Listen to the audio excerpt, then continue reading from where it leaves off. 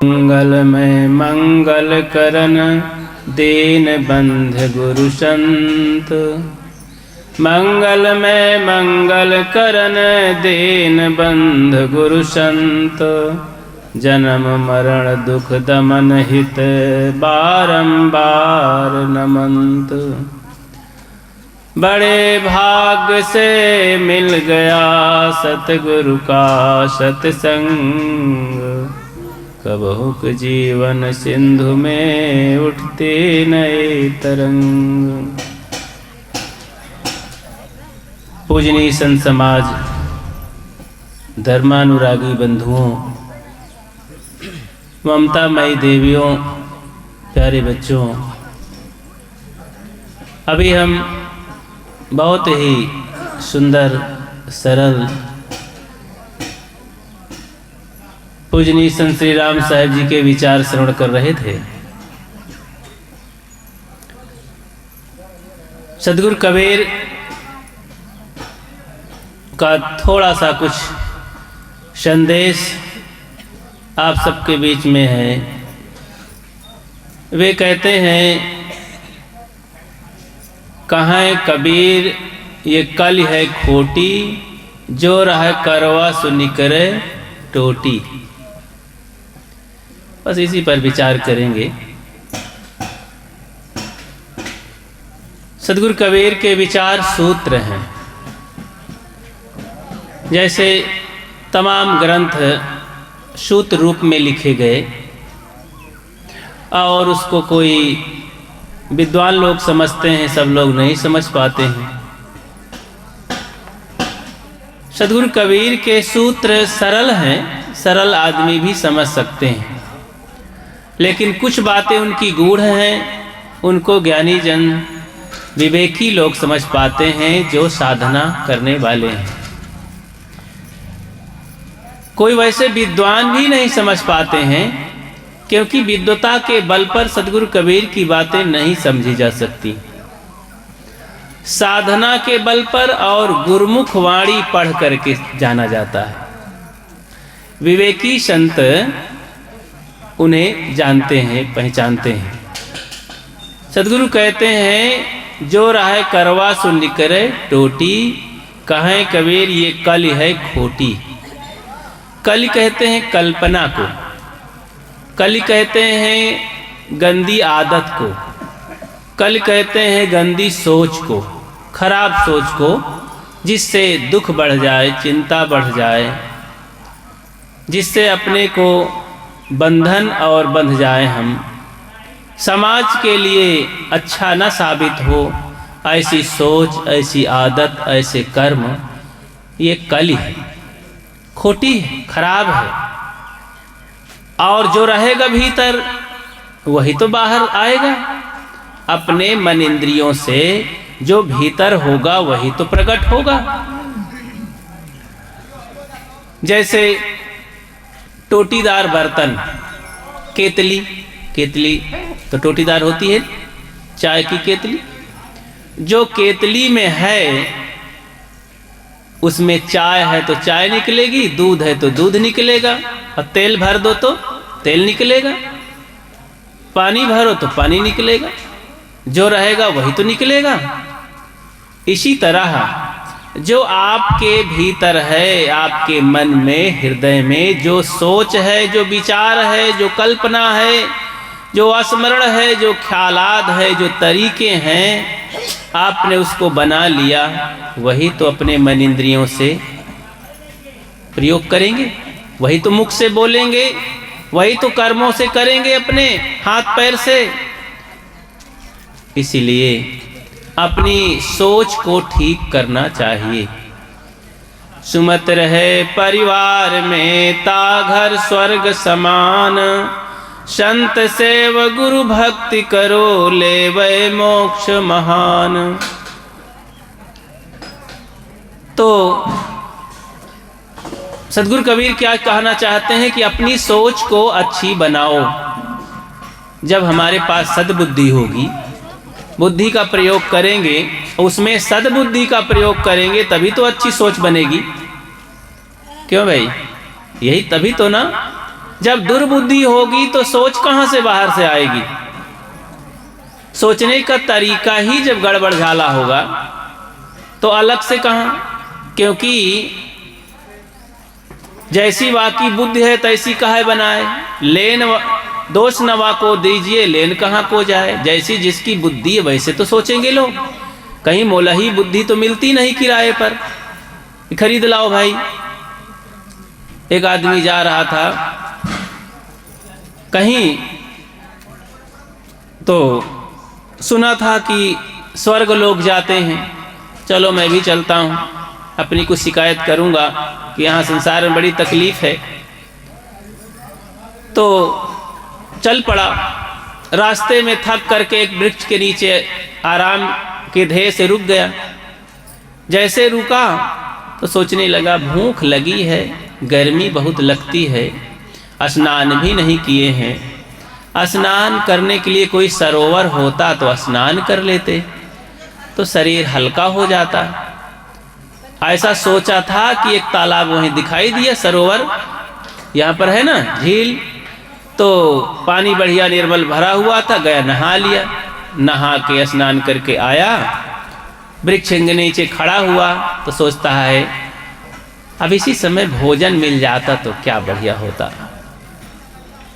अब देखा कि एक थार बढ़िया सा सुंदर कई प्रकार का व्यंजन वहाँ सामने आ गया। देखा तो एकदम खुश हो गया, खाने लगा।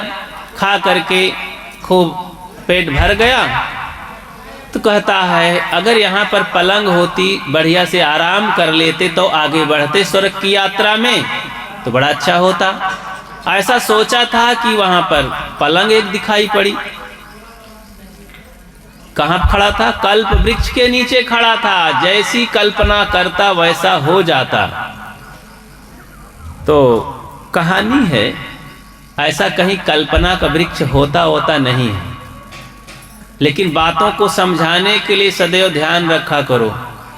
कहानी को फिर छोड़ देना पड़ता है, उसके सिद्धांत को पकड़ना पड़ता है। तराजू तो देखे हैं ना, कांटा दो पलरे होते हैं, एक में बटखरे रखे जाते हैं लोहे या पाथर का, और एक तरफ कुछ अपना सौदा रखा जाता है, अन्न पानी और भी कुछ होता है।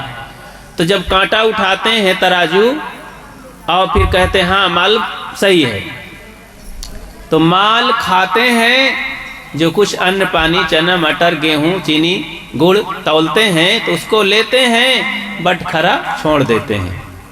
बटखरा कोई खाता है क्या? बाट। तो इसी तरह कहानी से सिद्धांत लिया करो। एक उदाहरण होते हैं बात समझाने के लिए, ज्ञानी पुरुष कहानियां बना लिया करते हैं, उदाहरण बन जाते हैं। घटनाएं भी होती हैं, काल्पनिक कहानियां होती हैं। तो कल्प वृक्ष था, उसी के नीचे खड़ा होकर जो सोचता वही हो जाता। पलंग आ गई, अब पैर पसार के सोने लगा। और जैसे लेटा तो मन में बात चल रही थी। अब ये मन तो कभी बैठता नहीं, फुर्सती में कुछ ना कुछ सोचता ही रहता है। सोचने लगा कि अरे कोई पांव दबाने वाली मिल जाती तो बहुत आराम मिल जाता। देखा कि एक सुंदरी औरत आके पांव दबाने लगी तो चौंक करके बैठा, अरे ये कौन है? ये तो स्त्री है, कहाँ से आ गई? इसका पति अगर देख ले तो मुझे झाड़ू से मारे। और बस उसका पति दौड़ते हुए आया झाड़ू लेकर और पिटाई करने लगा। अब वो भागा, भागते भागते भागते स्वर्ग में पहुंचा और विष्णु धाम में, और वहाँ चिल्लाने लगा बचाओ बचाओ बचाओ। तो विष्णु भगवान खड़े हुए, अरे भाई क्यों मार रहे हो, क्यों, रुको रुको। उसने सारी बात बताया कि भगवान ये मुझे झाड़ू से मार रहा है। कहीं कैसे, क्या बात है? तो सारी दास्तान बताया कि मैंने इस तरह से सोचा। उसने तो विष्णु भगवान ने कहा कि अरे मूर्ख राज, तुझे सोचना ही था तो अच्छी बात सोचना चाहिए, ये बुरी बात क्यों सोच लिया? और भी तो सोच सकता था कल्प वृक्ष के नीचे, अपने कल्याण के लिए, समाज की सेवा के लिए, अपने उद्धार के लिए, अपने बाल बच्चों के सुख समृद्धि के लिए, अपनी गंदी आदत छोड़ने के लिए कुछ भी तो सोच सकता था। लेकिन तूने ये ना सोच करके और ये सरोवर, भोजन, पानी और गद्दा, तकिया यही सोचने लगा। बंधुओं, हम यही तो नहीं कर रहे हैं। जरा अपनी तरफ मुड़ के देखें। ये शरीर एक कल्प वृक्ष है। इसमें जो हम सोचते हैं, जैसा सोचते हैं, जब जब सोचते हैं, तब तब वैसा होने लगता है। इसलिए अच्छा क्यों ना सोचें, अपने कल्याण के लिए सोचें, समाज सेवा के लिए सोचें। अगर सोचना है तो दूसरे की भलाई के लिए सोचो। रोज सुबह उठ करके सबका भला हो, सबका भला हो। हे गुरुदेव, हे परमात्मा, हे भगवान, जिसका जहाँ पर आस्था हो, जहाँ पर अपनी विनम्रता और सिर झुकाने की क्षमता जहाँ हो जाए, उनको याद करके कहो कि सबका भला हो, सबका जीवन सुंदर हो, सबको सद्बुद्धि मिले और हमें भी सद्बुद्धि मिले, हमारा जीवन अच्छा हो, सुख समृद्धि को प्राप्त होए, हमारे दोष निकल जाएं। ये भी तो सोच सकते हैं। यही सोचना चाहिए, क्योंकि तरीका, विचार जब अच्छा हो जाता है तो जीवन में सुख आने लगते हैं। गिरता है विचार तब गिरता है आदमी। जिसने इसे संभाल लिया वो खुद संभल गया। तो बुद्धि और सुंदर विचार, सद्बुद्धि बहुत बड़ी चीज होती है। सारे जीवन के झगड़े खत्म हो जाते हैं, समस्याएं खत्म हो जाती हैं, दुख खत्म हो जाते हैं, क्योंकि सद्बुद्धि ही बहुत बड़ा सुख शांति का साधन है। एक लड़की ससुराल में जाती है तो वहाँ पर बहू देख करके कि ये मेरी बहू रानी बहुत पढ़ी लिखी सुंदर है और भक्त घर से आई हुई है, बहुत बढ़िया है। अब मैं ये जंजाल छोड़ करके मोह माया, चाबी का गुच्छा, अभी जैसे साहब बताए थे, चाबी का गुच्छा वो बुढ़िया बांधना ना चाही, तुरंत अपनी बहू को दे दिए। लो बहू, तुम ही इस घर की मालकिन हो, देखो ताको, चलाओ, खाओ और खिलाओ। बहू ने कहा ठीक है माँ जी, मुझे तो जरूरत नहीं है आपके रहते आपके पास ही चाबी रहे, लेकिन आपकी सेवा के लिए जब आज्ञा है तो आज्ञा पालनार्थ में ले लेती हूँ। तो चाबी ले लिया। ठीक है माँ जी, जैसी आपकी आज्ञा है। चाबी ले करके सब व्यवस्था पूर्वक घर चलाने लगी। घर में एक भैंस थी, वो लगभग 5 लीटर दूध देती थी। तो सासू माँ ने कहा बेटी, दूध और ये घर द्वार सब तुम्हारा ही, खाओ और खिलाओ। तो रोज दूध निकालती, पकाती, जमाती, दही बनाती, घी बनाती, मट्ठा बनाती, कभी कभी छाछ पीती पिलाती, मट्ठा खाती खिलाती, घी सबको खाती खिलाती। तो उसी का घर था। जब जैसा मन हो अपना भी कभी दूध पीती, कभी घी खाती, कभी मट्ठा खाती, खूब बढ़िया खाती खिलाती। अब बुढ़िया माता फुर्सत हो गई, घर की मालकिन तो बहू हो गई। कुछ दिन बढ़िया सुख से प्रसन्नता से रही। एक दिन उसके दिमाग में जूं रेंगने लगी बुढ़िया माता के। सोचा कि अरे ये मेरी बहू, अरे मैं तो जिंदा हूँ, घर की मालकिन हूँ, मैंने ही बनाया इस घर को और इस बहू को मैं ही तो लाया हूँ। मेरे सामने तो बच्ची है, कुछ तो मेरी अदब माने, पूछे जांचे, मेरा वैल्यूए खत्म कर दिया।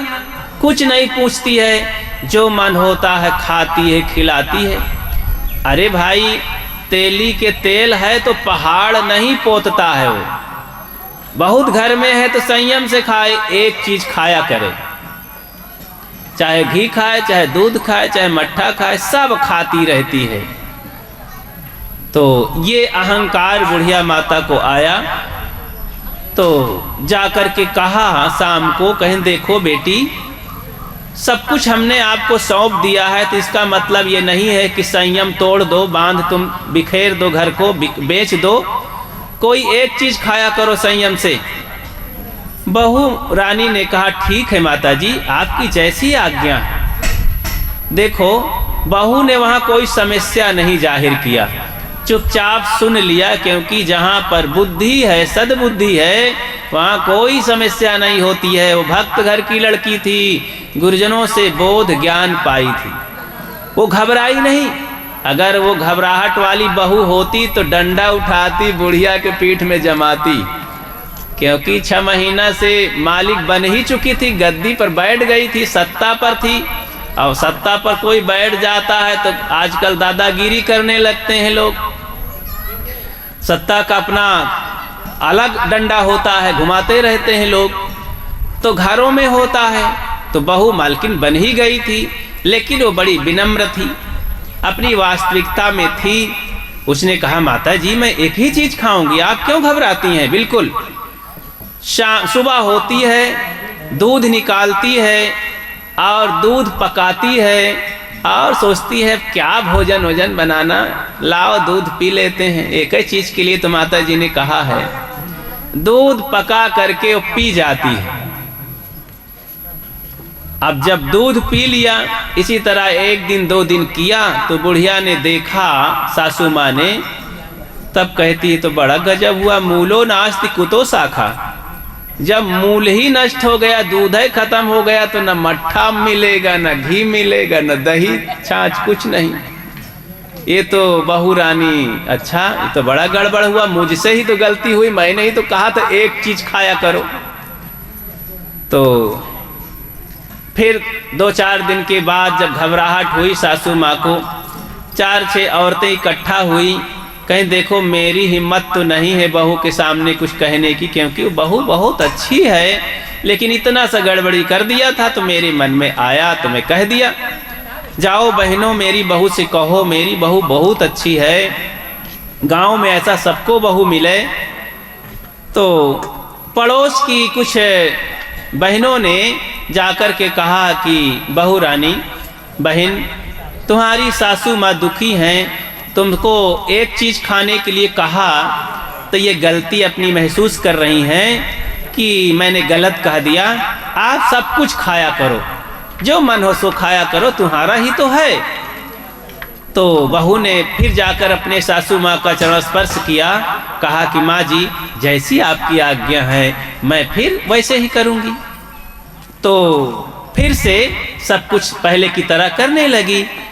तो उसके पास अहंकार नहीं आया, अपनी सद्बुद्धि का प्रयोग करके सासू माँ को भी ठीक रखी, उनसे भी प्रेम किया, उनको भी दुख नहीं दिया और अपना भी दुख नहीं पाई। तो हर समझदार को जहाँ अच्छी सोच है, अच्छे विचार हैं, वो संभल जाते हैं और संभाल लेते हैं। सद्गुरु बचन सुनो हो संतों, मत लीजय सिर भार। सद्गुरु बचन सुनो हो संतों, मत लीजय सिर भार। हो हुजूर ठाड़ कहत हो, अब तय संभर संभार। सद्गुरु संतों के वचन को सुनो और विचार करो, उसको ग्रहण करो हृदय में। तमाम कल्पनाओं की बातों में उलझ करके इधर उधर की सोच को ले करके दिमाग खराब न करो। सोचो, विचारो, आपका जीवन कैसा होना चाहिए, आपको क्या चाहिए? सुख चाहिए ना। सुख के लिए हमें संयम सदाचार का पाठ पढ़ना होगा, शांत रहना होगा, प्रेम से जीवन जीना होगा। प्रेम जो करता नहीं इंसान को, प्रेम जो करता नहीं ईमान को, पूज कर भी पत्थरों को रात दिन पा नहीं सकता कभी भगवान को। इंसान को प्रेम करने की जरूरत है, जीव जंतुओं में अपनी दया करने की जरूरत है, और संत गुरुजनों में मित्रता और श्रद्धा करने की जरूरत है।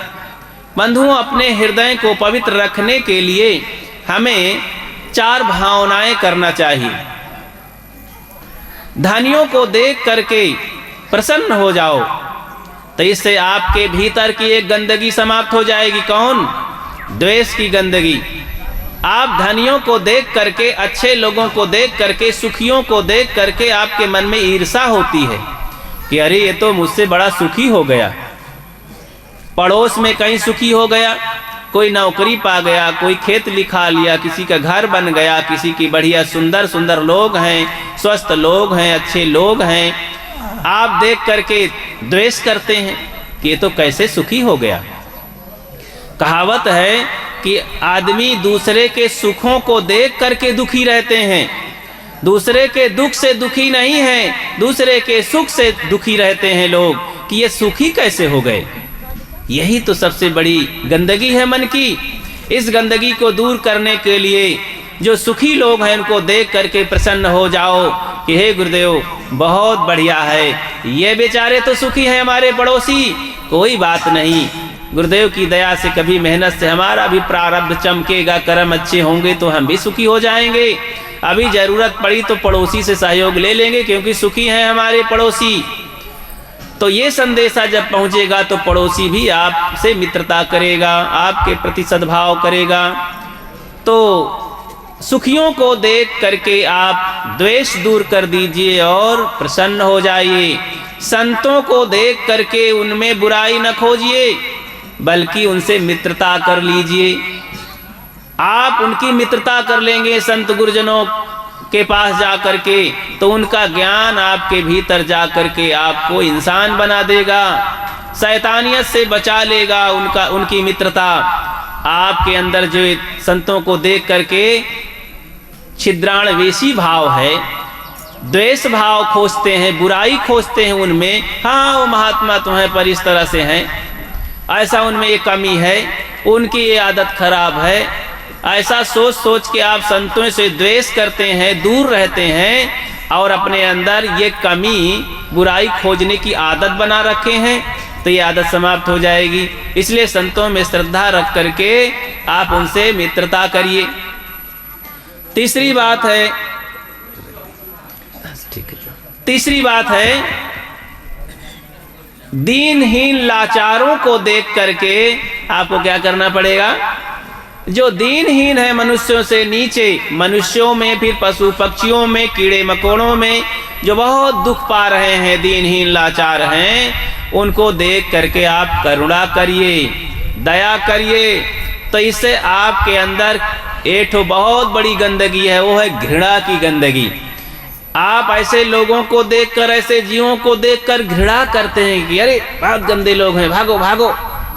अरे बन सके तो दया करके उनका दुख दूर कर दीजिए, नहीं तो दूर से करुणा कर लीजिए। महात्मा बुद्ध की करुणा तो जग जाहिर है ना। तो करुणा कीजिए, करुणा दूर से कर दिया जाता है। मन मानसिक ये सेवा है कि हे प्रभु, हे गुरुदेव, इनका दुख दूर कीजिए, बड़े बेचारे दीन लाचार हैं। बन सके तो अपने हाथ से दुख दूर कर दीजिए, ना कर सकें कहाँ तक करेंगे, संसार दुखी है तो करुणा तो कर ही सकते हैं ना। करुणा करने में कौन सा धन पैसा रुपया पैसा लग जाएगा, तो करुणा तो कर ही दीजिए। तो आपके भीतर की जो घृणा गंदगी है, आप जल जाते हैं, भुन जाते हैं, तो वो दूर हो जाएगा। अब चौथा साधन और है, आप दुष्टों से देख करके क्रोध करते हैं, आतंकवादियों को और तमाम नंगे लफंगे गुंडे बदमाशों को देखकर क्या करते हैं, क्रोधित हो जाते हैं। क्या बताऊं, मेरी चलती तो इनको मार डालता, मैं उजाड़ देता। तो ये क्या है, क्रोध। अरे भाई आपकी कहाँ चलेगी, क्रोध बार बार करके आप परेशान हो जाएंगे। क्यों इस गंदगी को पाल रहे हैं, इसको निकाल फेंकिए। कौन से साधन से निकालें, तो एक साधन है लापरवाह हो जाइए और उनके प्रति बेफिक्र हो जाइए। तो मुदिता, मैत्री, करुणा और उपेक्षा, उपेक्षा इसे कहते हैं कि आप उनके बारे में कुछ ना सोचिए, न उनकी बड़ाई करिए, न उनकी निंदा करिए, न उनकी याद करिए। हाँ, कभी भूल चूक में रास्ते में मिल जाए तो दूर से जय जय राम करके निकल जाइए। बात भी न करिए उनसे लंबी चौड़ी, नहीं फंसा लेंगे। उनसे न मित्रता करनी है, न बैर करना है। ऐसे दुष्ट लोगों से, चोर लंगे उफंगे और गुंडे बदमाशों से दूर रहिए, नहीं तो आपको दोनों हालत में परेशान कर देंगे। उनसे मित्रता करोगे तो और बैर करोगे तो। ऐसे लोगों की न निंदा करना चाहिए, न मित्रता करना चाहिए। ऐसे लोगों से उपेक्षा, दूरी बनाए रखना चाहिए। तो चार भावनाओं से अपना हृदय पवित्र हो जाता है, अपनी सोच अच्छी हो जाती है। सबको ये साधन अपनाना चाहिए। धनियों को देख करके प्रसन्न हो जाओ, द्वेष न करो। द्वेष करने से क्या फायदा होगा? अपने मन को हल्का कर लो, खुश हो जाओ। वाह कितना बढ़िया मकान बना है, इनकी तो नौकरी लग गई है भैया की, अरे ये बिटिया की शादी कितना धूमधाम से हुई है, वाह वाह बहुत अच्छा, खुश हो जाइए। दूसरे लोग भी आपकी हालत को देख करके मगन हो जाएंगे, मित्रता करेंगे, आपका दिल हल्का होगा। ऐसे दीन लाचारों को देखकर करुणा करिए, संतों को देख करके तो मस्त हो जाइए, क्या बढ़िया है। और हमें भी भजन करने का अवसर मिलता, गुरुदेव के पास जाके बैठने का अवसर मिलता, हम भी, हमारा जीवन भी ऐसे सुधर जाता, हमारे जीवन से बुराइयां निकल जाती, तो क्या कहना। यही तो एक सुखी होने का रास्ता है। तो अपनी सोच को, सदगुरु कबीर कहते हैं, जो रहे कड़वा सो निकरे टोटी, जो रहे करवा सो निकरे टोटी। तो अपने मन में जो गंदगी है, गंदी सोच है, यही तो सबसे खोटाई है, इसको निकाल फेंकना है। जब निकाल देंगे तो अपने मुख से, अपने इंद्रियों से, अपनी आँखों से कभी कुदृष्टि नहीं होगी, कभी कुवाक्य नहीं होगा, कभी अपने शरीर से, इंद्रियों से कुकर्म नहीं होगा, क्योंकि हमारी सोच अच्छी है। गांधी जी के कितने बंदर रहे? 3 बंदर। 3 बंदर देखे होंगे। बुरा मत सोचो, क्या बुरा मत करो, बुरा मत देखो, बुरा मत बोलो। एक बंदर कौन रहा? हाँ, कान के लिए, कान, आंख और मुख, ये 3 है ना। गांधी जी के 3 बंदर, एक बंदर और रहा हुई, क्योंकि चारों तरफ मुख होना चाहिए ना।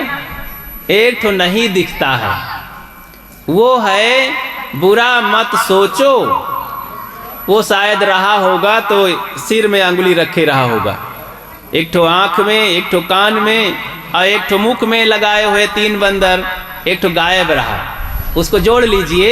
एक तो और बंदर था, वो सिर में हाथ रखा था कि बुरा मत सोचो। यहीं से स्टार्टिंग, अगर हम बुरा सोचेंगे तो बुरा सुनेंगे, बुरा बोलेंगे, बुरा देखेंगे। तो सोचना सही होना चाहिए, इसलिए हर समय अच्छी बात सोचो, सकारात्मक सोचो, सही बात सोचो। बुरी बात क्यों सोचना है? समय बर्बाद होता है उसमें। अपने जीवन के बारे में, पराये के जीवन के बारे में, सबके लिए सुबह से उठ करके अच्छी बात सोचो, सबका भला हो, मेरा जीवन शांत है, बढ़िया है, मुझे कोई कमी नहीं है, मैं सबसे सुखी हूँ, वाह वाह करते रहो। क्या दुखी होना है? कांपते कहलने लगते सुबह से उठ करके। बस कल वाली बात जो टीवी में देखे थे, मोबाइल में झगड़े थे, पड़ोसी को झगड़े थे, और क्या क्या देखे थे, दिमाग में छा गए। अब वही सब बहने लगा, कहाँ भजन, कहाँ पूजा पाठ। शाम को तैयारी कर लो और कुछ देर बैठ करके बढ़िया से तैयारी करके शांत होके सो जाओ, सब भूल जाओ, बढ़िया नींद आएगी और खून की धारा शरीर में बढ़िया चलेगी, बढ़िया पाचन हो जाएगा, सवेरे पहर बढ़िया पेट साफ हो जाएगा। नहाइए धोइए, थोड़ा सा फिर भजन करिए, दिन भर के लिए भूमिका बनाइए कि आज मुझे बढ़िया दिन भर प्रसन्न रहना है, सबकी सेवा करते हुए, सबसे मीठा बोलते हुए खूब मेहनत करना है अपने विभाग में। ऐसा करिए ना। ऐसा करते करते देखेंगे कि शाम हो जाएगी, दिन भर बढ़िया हंसते मुस्कुराते बीत जाएगा। और इसी तरह एक एक दिन करते करते महीनों बीत जाएंगे, वर्षों बीत जाएंगे, पूरी जिंदगी बीत जाएगी, पता नहीं चलेगा। जीवन में दुख है, समस्या है, तो समस्या हम बनाए रहते हैं रात दिन। न हम कहीं धन में सुख पाए हैं, कहीं दुनिया वालों से पूछाइए, न जमीन में मिला है, न सुख पैसे में है, न लड़के बच्चों में सुख है, न खाने पीने में सुख है, न खाने में मजा है, न पीने में मजा है। गर ईमान दुरुस्त है तो जीने में मजा। ईमान धर्म करके जब जिया जाएगा प्रसन्नता के साथ, तो उसी में मजा है। तो ये जिंदगी एक किराए का घर है, किराए के घर में रह करके जल्दी से अपना काम करना चाहिए, जिंदगी सुधार का काम। लेकिन हम जिंदगी सुधार के लिए कुछ समय नहीं देते हैं, न ग्रंथ पढ़ते हैं, न सत्संग सुनते हैं, न संतों के पास जाते हैं, न ध्यान चिंतन करते हैं। अच्छे वातावरण में जाना चाहिए, जहाँ से मन में शांति और सुकून महसूस हो, वो काम करना चाहिए। ये काम हम नहीं करते हैं तो कैसे जीवन में बदलाव आएगा। तो इसलिए हमें अपनी सोच को बदलना होगा। जो रहा करवा सुनी करे टोटी। अब जो भीतर रहेगा, भीतर क्रोध, लोभ, मोह, राग, द्वेष, हिंसा, घृणा, यही तो सब भरा है। अब वही तो बार बार निकलता है, कोशिश करने पर भी वही निकल पड़ता है। एक आदमी था नौजवान, अपने ससुराल के लिए चल पड़ा। तो क्या बताऊं, मैं अकेले हूँ, साथी कोई होता तो रास्ते में उसका मित्र मिल गया। कहें मित्र चलिए हमारे साथ चलिए, ससुराल चलना है। कहें पहले से बताना चाहिए, अब ऐसे फटाही लुंगी पहन के चल दई। ससुराल का मामला है कि कुछ और, वहाँ तो सज धज के जाना चाहिए सूट बूट के साथ। तो कहें अरे, कहें नहीं मैं नहीं जाऊँगा, मेरा कपड़ा साफ भी नहीं है, और पहले से बताते तो एकदम प्रेस व्रेस करके ठीक करके रख लेते तो चलते। कहें तो अच्छा करो, ऐसा करो कि मेरे पास है कई जोड़ा है, एक जोड़ा ले लीजिए, पैंट शर्ट पहन लीजिए। कहें अगर ऐसा हो तो ठीक है भाई। तो पहना लिए अपने दोस्त को और चल पड़े। दोनों हंसते मुस्कुराते पहुँचे ससुराल। वहाँ पर पहुँचे तो भाई दरवाज़ा खटखटाए। तो दरवाज़ा खटखटाए तो अंदर से कोई एक बच्ची निकली, 10-12-15 साल की, वो साली थी। तो ससुराल गए थे ना, तो साली सरहज यही तो सब मिलेंगे। तो जैसे अरे नमस्ते जीजा जी, बहुत प्रेम से मिली जुली और मिलजुल करके फिर जल्दी से पानी लाती है, लड्डू उड्डू लाती है, देती है। फिर शांति से खड़ी रहती है, निहारती रहती है कि ये तो जीजा जी हैं, ये कौन है, ये कौन है, कहाँ तक दबाए रखे। अच्छा जीजा जी ये साथ में जो है कौन है, कहाँ, ये मेरे मित्र हैं, ये मेरे मित्र हैं, बड़े अच्छे हैं, ये जो कपड़ा पहने हैं ना ये मेरा ही पहने हैं। तब तो सनक गए। अब वो इधर उधर देखने लगे कि ये तो मेरा सब इज्जत ले लिया, ये मेरा परिचय दे रहे हैं कि मेरे पैंट कपड़ा का परिचय दे रहे हैं। तो बड़ा बर्बाद कर दिए सारा मामला। तो चली गई लोटा वोटा लेकर के। कहें आपने क्या किया, ऐसा कहना चाहिए। अरे कहीं धोखा होगा भाई, कहें आप मेरा परिचय देना चाहिए, मेरे कपड़े के बारे में, मैं नहीं रहूँगा। कहने रुक जाइए रुक जाइए। इतने में साला साहब आ गए और सरहज भी आ गई, 3-4 लोग आ गए। सब खुश हो गए, बहुत अच्छा हुआ, बहुत दिन में आए हैं। अच्छा तो जीजा जी बताइए, हाँ भैया बताइए कि ये जो साथ में है ये कौन है। कहें ये बहुत अच्छे हैं, मेरे मित्र हैं, और ठीक है कपड़ा के बारे में नहीं कहूँगा। तो फिर वो बमक गए, फिर नाराज हो गए। कुछ और लोग आ गए गांव के, वे लोग भी पूछने लगे कि भैया आपको तो जानते हैं, साथ में नए आदमी जो आए हैं ये कौन है। 2 बार तो चरौरी करके रोक लिए, अब रुक गए मित्र जी। तीसरी बार जब फिर पूछने लगे तो कहें देखो सब बढ़िया ठीक ठाक है, बहुत अच्छे हैं, मेरे मित्र हैं, तो अब मैं क्या बताऊं। कहाँ बताइए बताइए। तो थोड़ा सा फिर इशारा किए कि जो कपड़ा है ना ये मेरा ही पहने हैं। तो उठ के महोदय जी कहाँ है, अब मैं तुम्हारे साथ कभी नहीं आऊँगा, तुमने मेरी बहुत बेइज्जती की। तो अब वो दिए थे तो बार बार उनके मुख से यही निकल रहा था, जो रहा करवा निकले टोटी। उनके मुख में यही था कि मैंने ही तो दिया था कपड़ा, मेरा ही तो पहन के आए हैं, मेरे मित्र हैं। तो भाई भीतर ऐसे हमको डालना है कि सोते जागते हर समय दुख सुख में वही अच्छी चीज़ें निकलें, अच्छे विचार निकलें, और अच्छा महसूस मन में हो, सुख शांति के लिए, दूसरे के लिए, अपने लिए। तो ऐसी चाल चलन, ऐसे कर्तव्य हमको करने हैं कि हर समय। अच्छा सुबह से जब उठते हैं हम तो क्या अभ्यास करते हैं, सुबह से उठ करके कल्पनाओं में अंधविश्वासों की बातों को, विकारों की चीज़ों को याद करते हैं, क्रोध को, लोभ को, मोह को, तमाम पानी पत्थरे, ईश्वर परमात्मा, भूत प्रेत, जादू मंत्र, टोना टुटका, गंगा गढ़ही, गोबर माटी, तमाम तरह की चीज़ों की। यही तो अपने आप को याद नहीं करते हैं, अपने आप को नहीं जाने हैं। इसीलिए तमाम तरह से हम डूबते उतराते रहते हैं। तो हमें सदैव जागरूक होकर के जागृत जीवन जीना चाहिए। जीवन हमारा कैसा है और लोगों के साथ हम कैसा व्यवहार करें तो लोग उससे सुख शांति महसूस करें और भविष्य हमारा अच्छा हो, हमारे बाल बच्चे संस्कारी हों। तो इसके लिए हम नहीं सोच पाते, यही सोचने की ज़रूरत है। देखो, सब बाहर की चीज़ें तो पा लेते हैं, लेकिन जो असली जीवन, जिससे जीवन में सुख मिलता है, वो चीज़ नहीं जान पाते। बंधुओं, अगर हम आत्मा की ऊंचाई तक पहुंच जाएं, सच्चाई तक पहुंच जाएं, हमारा तन मन वचन सही हो जाए, तो इसी गृहस्थी में सब बढ़िया बन जाता है। तो अब यहाँ सोचते हैं कि अब यहाँ घर में कहाँ बनेगा, अब हम कैसे कर सकते हैं भाई, ये तो साधु महात्माओं का विषय है।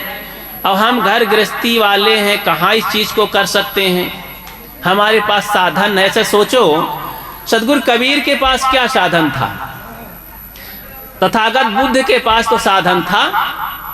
घरवे में राजपाट सब दुनिया भर का कह देते अपने पिताजी से, तो बड़े बड़े मंदिर बनवा देते, गंगा गढ़ही वहीं बनवा देते। और साधु महात्मा तो किराए में सैकड़ों मिल जाते, और बुलवा के अपने घर में ही साधन भजन हो जाता। क्यों जंगल को भागे, घर ही में बनते काजा, तो जंगल काहे जाते भरथरी राजा। तो घर में बनता तो है, लेकिन पूरा नहीं बन पाता, वातावरण नहीं मिल पाता है, इसलिए वातावरण में जाना पड़ता है। जंगल में गए, साधन भजन किए, तथागत बुद्ध, तब बुद्धत्व की प्राप्ति किए। तो हमें बुद्ध बनना चाहिए कि बुद्धू बनना चाहिए? क्या बनना चाहिए? अरे बुद्ध बनना चाहिए, बुद्धू बनने की जरूरत नहीं है। लोगों ने यहाँ पंडा पुजारियों ने बुद्धू बनाया खूब, कर्म कांड सिखा सिखा करके। बंधुओं, कर्म कांड से कुछ खुशियाँ मिलती हैं, वहाँ कुछ धन दौलत मिलता है, वहाँ कुछ व्यवहार का काम होता है। कर्म कांड से जीवन का सुधार और जीवन का कल्याण नहीं हो जाता है। इसलिए हमें ज्ञान कांड में आना चाहिए, ज्ञान यज्ञ करना चाहिए, ज्ञान को जीवन में उतारना चाहिए। तो कर्म कांडियों ने बड़े कर्म कांड कर करके रातों रात जगाया, माल पानी सब अपने घर में ले जा करके धरे और बुद्धू को और बुद्धू बना डाले। और जितना ये समाज बुद्धू रहेगा, उतना पीसा जाएगा, उतना कुचला जाएगा, उतना शोषित किया जाएगा, उतना लूटा जाएगा। एक उदाहरण सुना दूं, कैसे लोग एक कुएं में कुत्ते गिर गए थे और कुत्ता अब उसमें डूब गए। सुबह पता चला लोगों को, अरे कुत्ता गिर गया, बहुत हाहाकार मच गया, कैसे गंदे पानी को पी सकते हैं हम इंसान लोग, कुत्ते ने अशुद्ध कर दिया। तो भागे इधर उधर। अब कुछ विचारकों के पास, बड़े लोगों के पास, कि भाई वो बड़े पढ़े लिखे हैं, बड़े ज्ञानी हैं, समझदार हैं, गांव के बड़े आदमी हैं, बड़े भक्त आदमी हैं, उनके पास गए। तो उन्होंने अपनी बुद्धि का उपयोग किया कि क्योंकि पंडाई कर करके लोगों से कुछ शोषण करते थे। उसने कहा, भ्रमित थे, अंधविश्वासी थे। उन्होंने कहा, देखो कुत्ता गिर गया है, ये बहुत बड़ा अपशकुन, बहुत बड़ा और ये अशुभ सूचक घटनाएं भविष्य के लिए हो गई है। तो इसको पवित्र करने के लिए बहुत सारे साधु ब्राह्मण खिलाने पड़ेंगे, ज्ञानियों को बुलाना पड़ेगा, बहुत से गांव वालों को बुलाना पड़ेगा, और इसमें 100 घड़ा गंगा जल, 101 घड़ा गंगा जल डालना पड़ेगा। और जानते हो, 1-1 तोला सोना चढ़ाना पड़ेगा। ऐसा कह करके डरवाए। गांव के लोग तो रोने लगे, अब हमारे पास इतना धन नहीं है। तो क्या किए कि कोई बात नहीं, औरतों ने साहस हिम्मत दिया कि हम अब करेंगे, आप घबराइए नहीं, जीवन पानी के बिना तो जिंदगानी नहीं। तो इसको खूब अपना जेवर ओवर बेच करके दान दक्षिणा का इंतजाम किए। ये सारा इंतजाम हो गया, घड़ा पानी लाया गया, सभी ब्राह्मण पंडित साधु सब आए, खाए पिए चले गए, सारा हर्ज खर्च हो गया। एक महात्मा उधर से आए, उन्होंने कहा, बंधुओं हम यहाँ रहना चाहते हैं, आइए महाराज, पर देर करके आए हैं, भंडारा यहाँ हुआ था। बोले किस चीज़ का भंडारा? कहीं कुआं में कुत्ता गिर गया था, उसे शुद्ध करना था। कहें तो भंडारा की क्या जरूरत, कुत्ता निकाले हो कि नहीं? तब कान खड़े हो गए गांव वालों के, कुत्ते तो निकाले नहीं, लाश तो पड़ी है। महात्मा जी ने उन्हें समझाया कि सदियों से तुमको इसी तरह बेवकूफ बनाया गया। घर को शुद्ध करने के लिए घर के उद्घाटन में कर्मकांड, शादी ब्याह हुआ तो बिटिया के लगन मुहूर्त शोधने में कर्मकांड, और मरही तेरही में कर्मकांड, और तमाम तरह के कर्मकांड कर करके कहीं कुआं खुदाना हुआ, नल गड़ाना हुआ, ट्यूबवेल बनवाना हुआ, कोई भंडारा यज्ञ करना हुआ, सब में कर्मकांड करा करा करके तुमको खूब लूटा गया, मूर्ख बनाया गया, तुमको सही रास्ता नहीं दिखाया गया। यही तो धोखा है। तुम्हारे ग्रंथों में इसी तरह उल्टी पुल्टी बातें लिख करके धोखा दिया, डरवाया गया, यदि तुम ऐसा नहीं करोगे तो नरक में जाओगे। तो ये धमकी दी गई, ऐसा नहीं करोगे, ये करना तुमको जरूरी है, नास्तिक हो तुम, ऐसे तमाम धमकाया गया, डरवाया गया, डर गए, अरे भैया ऐसे नहीं करेंगे तो हम नास्तिक हो जाएंगे। तो ये धोखा लोगों के साथ हुआ। महात्मा जी पूछे कि भाई कुत्ते को निकाले कि नहीं? गांव के लोगों ने कहा महाराज, महात्मा जी कुत्ते को, लाश को तो नहीं निकाले। तो उन्होंने सबको सांत्वना दिया कि यही सबसे बड़ी गड़बड़ी होती है, घबराओ नहीं, अब काम हो जाएगा, मैं आ गया हूँ। लेकिन ये कब तक आप ये सब दुख भोगते रहेंगे, सताए जाओगे? कुछ तो होश करो, ये बुद्धूपना को छोड़ो, विचार करो, करो विचार तो सब दुख जाई। विचार किए होते तो आज किसी से पूछने की जरूरत ना पड़ती। बिना विचार के आप भागे चले गए पत्राधारियों के पास। अब वो पत्राधारी बता दिए कि 101 घड़ा गंगा जल चाहिए, सोना चांदी चाहिए, भंडारा चाहिए, 1000-2000 लोगों का भोजन चाहिए। इसकी क्या ज़रूरत है? इसकी कोई ज़रूरत नहीं है। ठीक है, आपके पास अन्न है, पैसा है, तो गरीबों में देखिए, दुखियों को खिलाइए, जीवों को खिलाइए, ये तो अच्छी बात है। अन्न यज्ञ वो भी है, दान करिए, धर्म करिए, बहुत बढ़िया बात है, इसीलिए तो कमाया जाता है। तन पवित्र सेवा किए, धन पवित्र किए दान, मन पवित्र हरि भजन में हो त्रिविध कल्याण। 3 विधि से कल्याण करना चाहिए।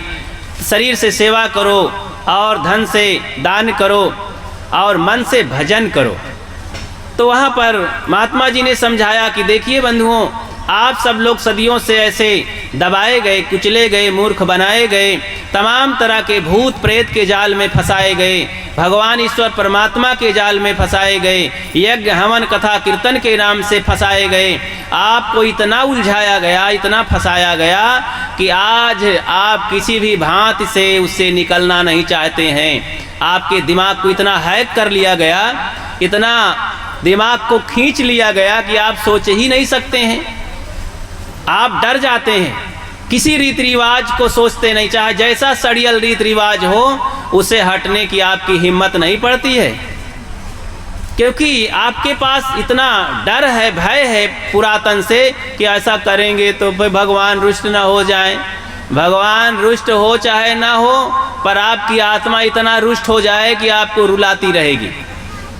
इसलिए जागो, जो जागल सो भागल हो रमैया राम। महात्मा जी ने उन लोगों को समझाया, प्यारे बंधुओं, हर मनुष्य का अधिकार है, हक है कि अपने से विचार करे, सोचे, और बुराइयों को छोड़ने का पूरा हक है, और उसी से जीवन निर्मल होता है। निर्मल मन जन सो मोहि पावा, मोहि कपट छल छिद्र न भावा। महाराज राम ने लक्ष्मण को बताते हुए कहा है कि हे लक्ष्मण, वही उसी को मैं मिलता जुलता हूँ, और वही मेरा प्यारा होता है जो निर्मल मन वाला हो जाता है, जो अपने मन के दोषों को दूर कर देता है, बुराइयों को दूर कर देता है।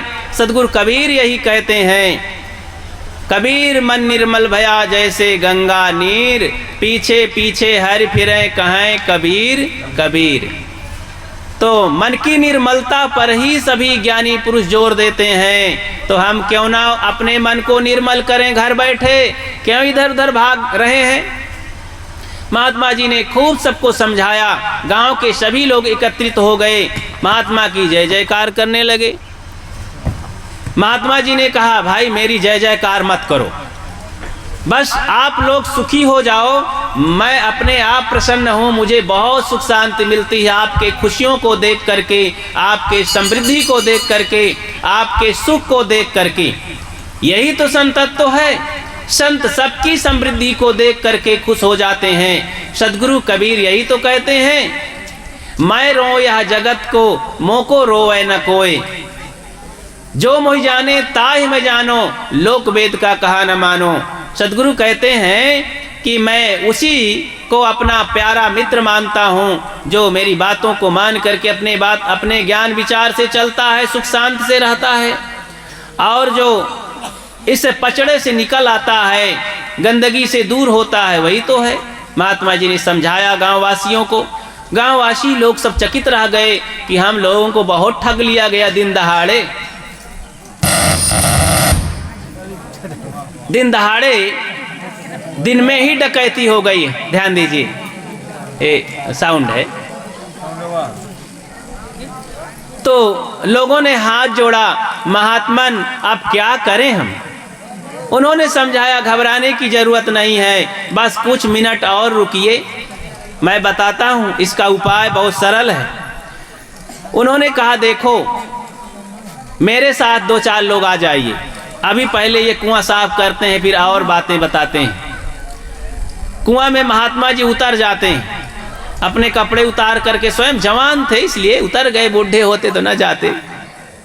तो उतर गए, रस्सी से कुत्ते की लाश को बांध दिए रस्सी से, और कहा ऊपर खींचो, अब खींच करके ले जाओ 3 किलोमीटर नाले में फेंको, और क्योंकि ये लाश है बदबू करेगी तो गांव से दूर फेंको गंदगी को। और कुआं से पानी खींचा गया, तो पहले पुर चला करते थे ना वो, तो और रहट इत्यादि से, तो पानी खींचा गया, काफ़ी 10-20-50 ड्रम पानी निकाल दिया गया। महात्मा ऊपर निकले, क्योंकि लाश तो अभी कोई सड़ी तो थी नहीं, केवल मर चुकी थी, कुत्ते मर गए थे, तो पानी तो ठीक ही था। बस महात्मा जी पानी कुछ निकलवाए और बाहर आए, उसी पानी से नहाए और पिए भी, क्योंकि थक गए थे, और सबको बैठाए वहाँ पर, और फिर से सभा हुई और ज्ञान की बातें होने लगी। देखो मैं अब ज्ञान यज्ञ कर रहा हूँ बंधुओं, अन्न यज्ञ समाप्त, तुम्हारे घर का अन्न पैसा कौड़ी सब चला गया, मैं फ्री फैंड में तुम्हारा काम करता हूँ। लोग बैठे, काफ़ी उदास थे, बोले उदास होने की कोई ज़रूरत नहीं है, जैसे इस कुएं के कुत्ते को मैंने फ्री फैंड में साफ कर दिया और कोई हर्रे फिटकरी नहीं लगी, सब मेहनत से हो गया, कुआं साफ हो गया, निर्मल जल आ गया, पीजिए और मस्त रहिए। ऐसे ही आपके हृदय में कुत्ते सड़ रहे हैं, हृदय रूपी कुआं में राग द्वेष के कुत्ते सड़ते रहते हैं, अज्ञान के कुत्ते सड़ते रहते हैं, काम क्रोध लोभ मोह के कुत्ते सड़ते रहते हैं। जब तक इन कुत्तों को हम निकालेंगे नहीं, इस लाश को नहीं निकालेंगे, इस गंदगी को नहीं निकालेंगे, तब तक हमारा हृदय कभी शुद्ध नहीं होगा, तब तक शांति रूपी जल हमको मिल नहीं सकता। शांति जल पीने के लिए हमें हृदय को शुद्ध करना पड़ता है। दर्शन को दिल चाहिए तो दर्पण मांजत रहिए, दर्पण में लागी काई तो दरस कहाँ से पाई। दर्पण में जैसे धूल चिपक जाती है तो क्या किया जाता है, ये माताएं जानती हैं, ज़्यादा शीशा कंघी सब लोग करती हैं ना, तो ये साफ करके और फिर अपना चेहरा देखती हैं और सब मेकअप कर लेती है बढ़िया बढ़िया। तो अब दर्पण गंदा है, कैसे चेहरा दिखाई देगा। ऐसे हमारे हृदय में हमारा मन रूपी दर्पण, हृदय रूपी दर्पण गंदा है, उसमें कालिख अनेक कुकर्मों की पड़ी हुई है। शुभ कर्म करने से वो शुद्ध हो जाता है, साफ हो जाता है, तो परमात्मा दर्शनम, परमात्मा का दर्शन होता है। जब मन सही हो जाता है, निर्मल होता है, निर्मल मन जन सो मोहि पावना, मोहि कपट, कपटी को कभी शांति नहीं मिलती है। तो इसीलिए तो जीवन में देखो, राम महाराज, राम के पास ये प्रतिज्ञा थी कि मैं कपटियों से नहीं मिलूंगा, वो मेरे मित्र नहीं होंगे, मैं उन पर दया धर्म नहीं करूंगा। हनुमान जी बहुत सरल हृदय के थे और उनके चरणों में पड़े रहते थे। हनुमान जी के सामने एकदम खुला हृदय रखते थे और बहुत सरल रहते थे श्री राम जी। एक बार तो उन्होंने कह दिया कि हाँ, एक बार हनुमान जी को भी मैं धक्का दे दिया था, दूर डांट दिया था। तो वो बात कैसे? तो उसकी कहानी आती है किष्किंधा पर्वत पर जब सुग्रीव और हनुमान जी सब थे, हनुमान जी प्रधानमंत्री थे, तो वहाँ पर छिपे हुए तौर से रह रहे थे सुग्रीव जी अपने भाई बाली के डर से। तो हनुमान जी श्री राम जी की पत्नी सीता जब खो गई थी, रावण लेके चला गया था, तो इनको पता नहीं था। हालांकि आप सब लोग अंतर्यामी और सर्वज्ञ व्यापी और तीनों लोक के स्वामी मानते हैं, लेकिन श्री राम भगवान को तो अपनी पत्नियों को पता नहीं रहा कहाँ चली गई। हालांकि फोन होता तो सीता जी कहती, हेलो हेलो पतिदेव, हस्बैंड जी, यहाँ मैं हूँ। लेकिन बेचारी के पास कोई साधन नहीं था, तो अपन चुनरी उनरी फेंकत चली गई, चूड़ी उड़ी फेंकत, को तो जान जाए अपनी जान बचाने के लिए। तो सीता की खोज में बहुत व्याकुल बेचारे लक्ष्मण और राम चले जा रहे थे। पता पाया तो वहीं सेवरी के कुटिया में पहुंच गए। सेवरी अपन सेवा वेवा करके किसी तरह भोजन वोजन कुछ करा के बैर वैर और ले गई कि चलो मैं युक्ति बताती हूँ। और क्योंकि उनको ज़रूरत थी तो गए एक राजा के पास, वहाँ एक रहते हैं, गए, इशारा से बता दिया उस पहाड़ी में चढ़ के जाइए, मैं नहीं चढ़ पाऊंगी, आप जाइए वहाँ मिलिए, आपका काम बनेगा। सुग्रीव के पास जाना था तो गए, तो अब कोई रास्ता नहीं मालूम था, बहुत गुप्त गुफा में रहते थे बच के। बाली बड़ा बलवान राजा था और सुग्रीव छोटा भाई था। तो देखो ये सब राजा थे, लेकिन आप लोग उनके पीछे पूंछ देखते हैं बानर की, ये बानर थे। और उनकी औरतें तो साड़ी बढ़िया चकाचक गहना वहना पहन के चलती हैं, तारा और ये सब रानियां।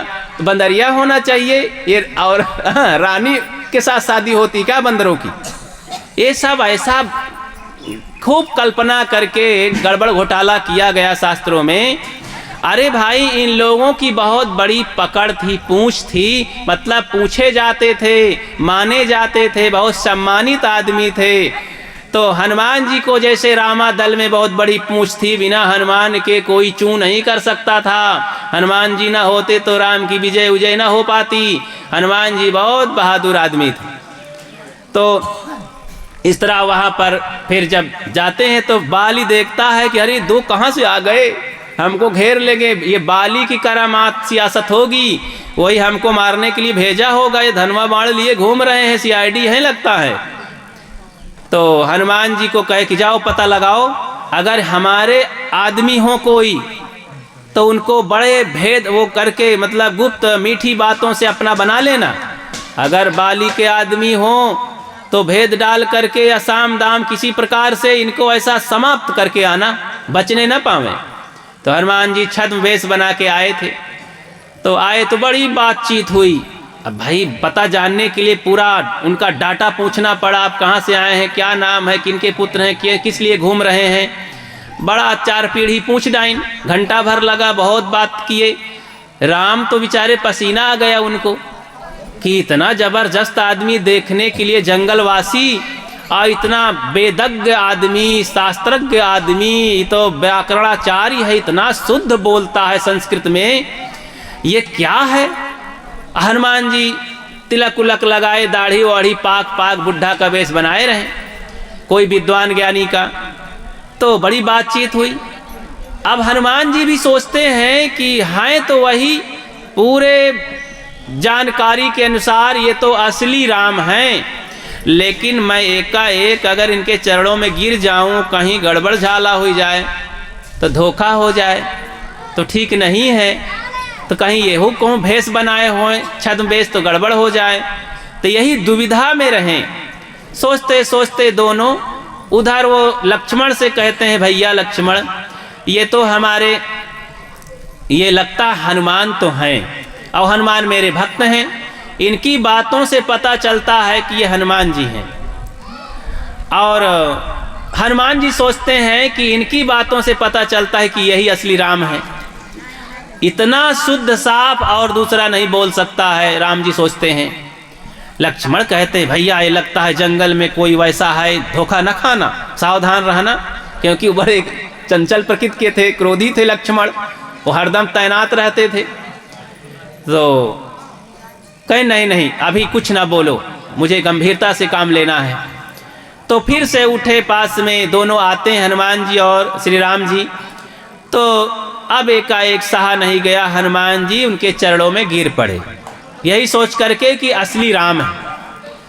अब वो भी कैसे माने कि भाई जब तक मुझे खुलासा छल कपट रहित जीवन जब तक मैं नहीं देखूंगा तब तक मैं अपना नहीं मानूंगा इनको। चुपचाप बैठे रहे, चरणों में गिरे हैं। अब न हाथ धरते हैं, न मुख से बोलते हैं कि उठो भैया, न जय सिया राम कहते हैं। तो कुछ नहीं, चुपचाप बैठे हैं, पौड़े रहो, चरण में क्या होता है। तो काफ़ी देर हो गई, अब सहन के बाहर हो गया। तो हनुमान जी ऊपर गर्दन घुमाइन, बड़े बड़े आंसू गिरत रहें। तो कहें ये बताओ असली राम है कि नकली। तब मुस्कुराए, कहा मैं तो असली ही राम हूं।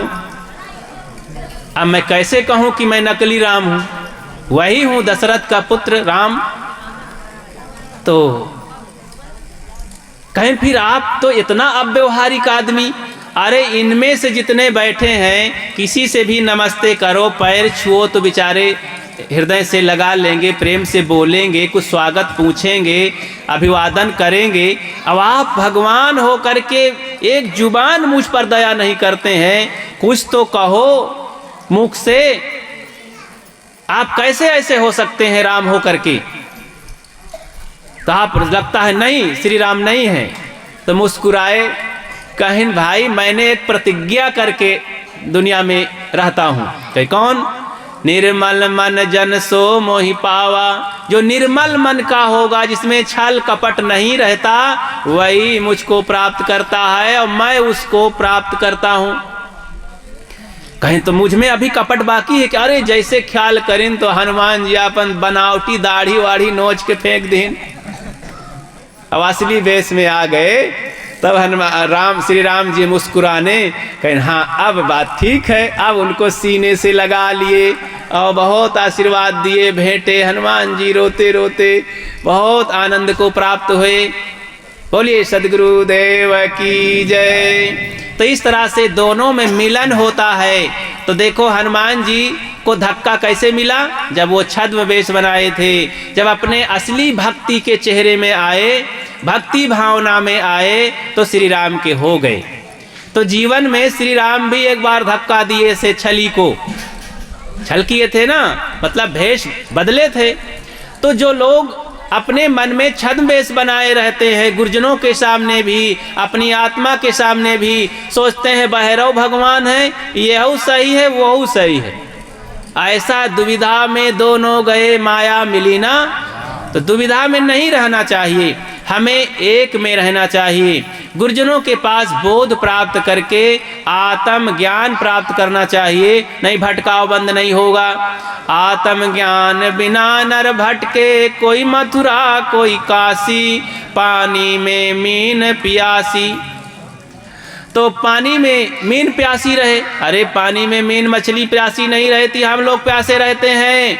हम लोग इतना योग्य भूमिका पा करके, मानुष जन्म पा करके भी यहाँ पर ज्ञान के प्यासे हैं, शांति के प्यासे हैं, सुख के प्यासे हैं, कल्याण के प्यासे हैं। आज तक कभी कुछ लग ही नहीं रहा कि हमारा कल्याण हो रहा है। इसके लिए हमें निष्कपट होना पड़ेगा, निश्चल होना पड़ेगा। गुरुजनों के पास जा करके, जहाँ धीर गंभीर अति निश्चल, तहाँ उठ मिलहु कबीरा। जहाँ धीर गंभीर पुरुष हो, रहनी संपन्न ज्ञानवान संत गुरुजन हो, उनके चरणों में जाकर बड़ी विनम्रता से सर झुका करके, भक्ति के साथ, भावना के साथ चरणों में आप झुक जाइए, तब आपके पास क्या नहीं रहेगा। तो लघुता सबते बड़ी लघुता से सब होए, जस दुतिया को चंद्रमा शीश नवे सब। विनम्रता सबसे बड़ी चीज है। हम तो अकड़ू बने हैं। विनम्र होना चाहिए और धन्यवाद देना चाहिए। सबसे विनम्र हो। सबकी कृपा है हमारे ऊपर, सब हमारे मित्र हैं। हम तो सबको अपना दुश्मन माने बैठे रहते हैं कि हमको कोई सम्मान देते ही नहीं। जिधर देखते हैं दो बात करते हुए आदमियों को लगता है ये मेरे बारे में ही बात कर रहे हैं, मेरी ही बुराई कर रहे हैं। अरे ये सोचो कि सब मुझको प्यार कर रहे हैं, सब मेरे मित्र हैं, सब मेरी भलाई चाहते हैं। वाह वाह वाह, बहुत बढ़िया है। सब समय प्रसन्न हो जाओ, हंसते मुस्कुराते रहो। हैं? चलो दो शब्द जरा दोहराओ तो। हिम्मत न हारिए प्रभु न बिसारिए, हिम्मत न हारिए प्रभु न बिसारिए, हंसते मुस्कुराते हुए जिंदगी गुजारिए, हंसते मुस्कुराते हुए जिंदगी गुजारिए। हिम्मत न हारिए प्रभु न बिसारिए, हिम्मत न हारिए प्रभु न बिसारिए, हंसते मुस्कुराते हुए जिंदगी गुजारिए, हंसते मुस्कुराते हुए जिंदगी गुजारिए। हंसते मुस्कुराते हुए जीना जिनको आ गया, हंसते मुस्कुराते हुए जीना जिसको आ गया, टूटे हुए दिलों में सीना जिसको आ गया, टूटे हुए दिलों को सीना जिसको आ गया। ऐसे देवताओं के चरण पखारिए, ऐसे देवताओं के चरण पखारिए, उनकी तरह नेक बन के जिंदगी गुजारिए, उनकी तरह नेक बन के जिंदगी गुजारिए।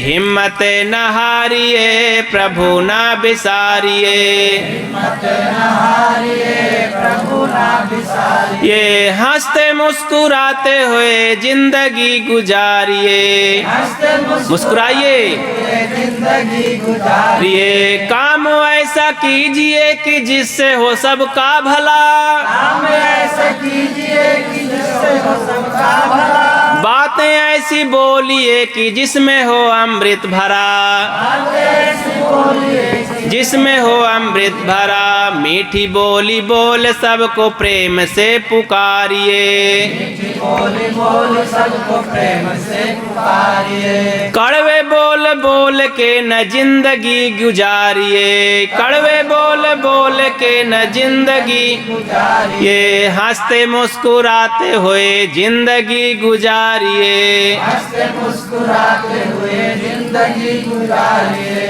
हिम्मत न हारिए प्रभु न बिसारिए, हिम्मत न हारिए प्रभु न बिसारिए, हंसते मुस्कुराते हुए जिंदगी गुजारिए, हंसते मुस्कुराते हुए जिंदगी गुजारिए। हंसते मुस्कुराते रहो जीवन में, क्या उदास होके बैठ जाना है। कई बार तो चाहे जितना धन से संपन्न हो, बढ़िया समझदार हो, बस वो घोड़ा हंस मुँह लटकाए रहते हैं हर समय। लगता है खुश हैं कि नाराज हैं, क्या हैं। मुस्कुराते रहो, आदत डालो। अरे मैं तो कहा करता हूँ कि अगर लज्जा लगे मुस्कुराने में तो सवेरे पहर अभ्यास क्या करो कपड़ा ओढ़ के। और इन लोगों तो बढ़िया से अभ्यास कर सकती हैं। आप सब लोग भी चद्दर ओढ़ के मुस्कुराने की आदत डालो हर समय। इसलिए मुस्कुराओ कि मुझे मानव जीवन मिला है, मेरी सब मन इंद्रिय बढ़िया हैं, मजबूत हैं, मैं भजन कर सकता हूँ, मैं सेवा कर सकता हूँ, मैं बढ़िया आराम से रह सकता हूँ, दूसरे को सुख शांति के मैं सहायक बन सकता हूँ। आज मेरा परिवार बढ़िया है, मेरे बच्चे अच्छे हैं, मेरे माता पिता बढ़िया हैं, मेरी पत्नी सुसभ्य हैं, सुशील हैं, मेरे घर में संत गुरु आते हैं और हमें सदगुरु कबीर का ज्ञान मिला है, जहाँ पर सारे भ्रांतियाँ नहीं है, कोई अंधविश्वास नहीं है, कोई दुर्व्यसन नहीं है, साफ सुथरा मानव जीवन है। और ये मानव जीवन तू सबसे महान, मानव तू सबसे महान, ये महान जीवन मिला है। वाह वाह, मैं हर समय मुस्कुराते रहूं। सुबह से ही मुस्कुराने की बोहनी कर लो तो दिन भर माल अच्छा रहेगा, लेकिन सुबह से ही अब गलुआ फुला लिए, ये सब भाई ठीक नहीं है। तो भाई मुस्कुरा करके गुनगुनाते हुए जिंदगी अच्छी होती है, भुन भुनाते हुए जिंदगी अच्छी नहीं होती है। और अब आप लोग भी, अब ये माताएं बहुएं अब साड़ी खींच ली ना, भीतर भीतर भुन भुनाती हैं सास का, कहूँ अपने पति का, कहूँ अपने बच्चों का, तो ये भुन, अरे गुनगुनाते रहो। एक मालकिन थी, बड़ी सेठाइन थी, तो वो एक नौकरानी रखी थी, झाड़ू लगाने वाली होती है ना बड़े घरानों में। तो नौकरानी रोज आती थी, झाड़ू लगाती रहती थी, कुछ गाया करती थी। अब मालकिन जब वो आ जाए झाड़ू लगाने, तो मालकिन भी देख निरीक्षण करती रहती थी, तो कहती रही थी, तो एक गाना वो भी गाती रहती थी, दिल के अरमां आंसुओं में बह गए, इसी को रोज गाती रहे। अब वो नौकरानी आती थी तो वो भी गाती थी, सावन का महीना पवन चले शोर, जरर ऐसे नाचे जैसे बनमा नाचे मोर। तो रोज वो भी गावे। वो चौंक गई, क्या बताऊं, हे भगवान, मेरे धन है, कोठी बंगला है, पति पत्नी सब हैं, लड़के बच्चे हैं, खजाना भरा हुआ है, बैंक बैलेंस है, फिर भी दिल के अरमां आंसुओं में बह गए। और ये आती है नौकरानी है, और ये तो इसके 3000 रुपया के लिए महीना भर नाक रगड़ती है, झाड़ू लगाती, पोछा लगाती है, और ये सावन का महीना पवन चले शोर गाती रहती है। तो ऐसा सुन करके कहे, सुन इधर आ, इतना खुश कहे रहती है, कारण बता तू। कहाँ, देखो मलकिन, हमरे अंदर कोनो इच्छा नहीं है, आगे बहुत ख्वाहिश नहीं बढ़े का, हमरे जितना है, हमका जितना भगवान प्रभु गुरु महाराज की दया से मिल गया है, बाल बच्चे हैं, जौन कमाई माटत जुड़त है, जौन नमक रोटी मिलत है, जौन कपड़ा लत्ता पहने हन, जितना झोपड़ी घर मिल गया है, भगवान हमको बहुत दे दी, से ऐसे ज़्यादा हमका न चाहिए, हम यही में खुश हन, मगन हन। मलकिन हमरे पास बहुत इच्छा नहीं है, ये हबस नहीं, इसीलिए हम खुशी रही थे।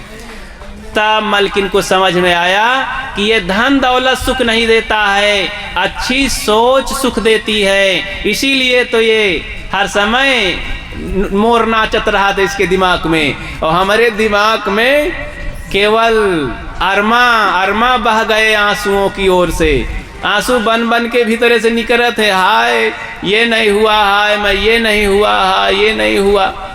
एक ऐसे रहे, दुठो आए नौकरी खोजत रहे, पढ़े लिखे बाबूजी, तो राजा के यहाँ गए, हुजूर हमको नौकरी चाहिए, हम बहुत योग्य आदमी।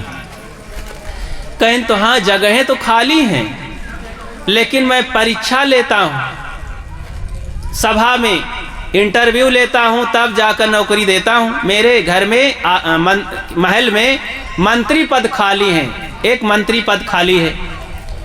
तो उन्होंने कहा ठीक है, मैं अच्छी तरह से मैनेज कर लेता हूँ, मंत्रित्व का भार निभा लेता हूँ।